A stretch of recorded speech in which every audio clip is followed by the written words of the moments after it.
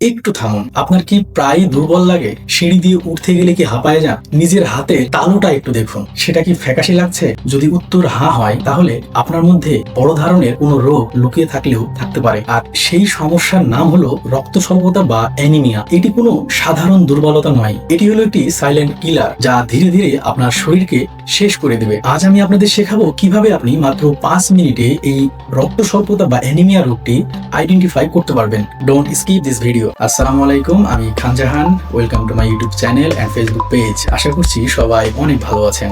আমাদের সমাজের সবচেয়ে বড় একটি ভুল ধারণা হলো আমরা অ্যানিমিয়া বা রক্ত স্বল্পতাকে শুধুমাত্র মহিলাদের একটি রোগ হিসেবে বিবেচনা করি, কিন্তু এটা একেবারেই ভুল। নারী, পুরুষ, শিশু, বয়স্ক সকল মানুষদের এই রক্ত স্বল্পতা বা অ্যানিমিয়া হতে পারে। কিন্তু আসল সমস্যা হলো এটার লক্ষণ এতটাই সাধারণ যে কেউ দেখেও না দেখার ভান করে বা ইগনোর করে। হয়তো রাতে ঘুম হয়নি, সারাদিন কাজ করেছি তাই ক্লান্ত, বা ডায়েট একটু গন্ডগোল হয়েছে। আমরা এই সহজ লক্ষণগুলোকে এড়িয়ে গিয়ে নিজেদেরকে একটা মৃত্যু ঝুঁকির মুখে ঠেলে দেই। আমরা জানি না যে এই সামান্য ক্লান্তি থেকেই পরে হৃদরোগ বা স্নায়ুতন্ত্রের মারাত্মক সমস্যা তৈরি হতে পারে। এই অজ্ঞাতই হলো আমাদের সবচাইতে বড় সমস্যা। এটাই হলো সেই মুহূর্ত যেখানে আপনার চোখ খুলে যাবে।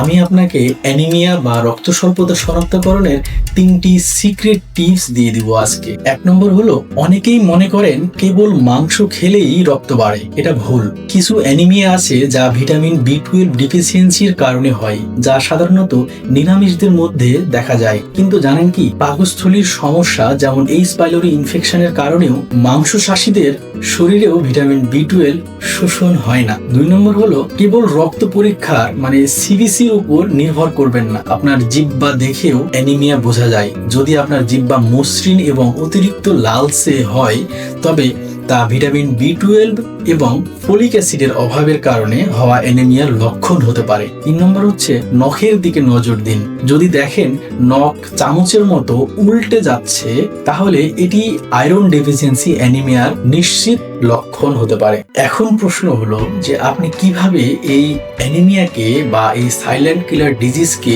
মোকাবেলা করবেন। আমি আপনাকে দিচ্ছি 3টি স্টেপে স্মার্ট সলিউশন। একটু ভালো করে খেয়াল করুন। স্টেপ 1, সেলফ চেক নাও। এখন এই ভিডিওটি পজ করুন এবং আমি যে লক্ষণগুলো বললাম, ফ্যাকাশে তালু, জিহ্বা, নখ, তা মিলিয়ে দেখুন। Step 2, take the test. আপনার নিকটস্থ ল্যাবে গিয়ে আজই একটি সিবিসি বা কমপ্লিট ব্লাড কাউন্ট টেস্ট করিয়ে নিন। অ্যানিমিয়া আছে কিনা তা জানতে পারবেন। এই সিবিসি টেস্টের মধ্যে আপনি হিমোগ্লোবিন অপশনটা দেখুন। সেখানে হিমোগ্লোবিন নরমাল রেঞ্জের চাইতে কম আছে কিনা এটি লক্ষ্য করুন। আপনার অ্যানিমিয়া আছে কিনা জানতে এই একটি টেস্টই যথেষ্ট। Step 3, consult and correct. যদি আপনার রিপোর্টে হিমোগ্লোবিন কম আসে, পুরুষদের জন্য 13 গ্রাম পার ডেসিলিটার এবং মহিলাদের জন্য 12 গ্রাম পার ডেসিলিটার, তবে একজন ডক্টরের পরামর্শ নিন। নিজে নিজে ওষুধ খাবেন না, কারণ আপনার অ্যানিমিয়া আয়রনের অভাবে নাও হতে পারে। সঠিক কারণ জেনে সঠিক চিকিৎসা নিন। এটাই হলো স্মার্ট সলিউশন। মনে রাখবেন, আর্লি ডিটেকশন ইজ দি কি টু এ হেলদি লাইফ। ভিডিওটি ভালো লাগলে অবশ্যই বন্ধুদের সাথে শেয়ার করুন এবং স্বাস্থ্য টিপস পেতে আমাদের ইউটিউব চ্যানেল এবং ফেসবুক পেজের সাথে যুক্ত থাকুন। দেখা হবে পরবর্তী কোনো ভিডিওতে। সে পর্যন্ত সবাই ভালো থাকুন, সুস্থ থাকুন। আপনার সুস্বাস্থ্য কামনা করছি। আল্লাহ হাফেজ।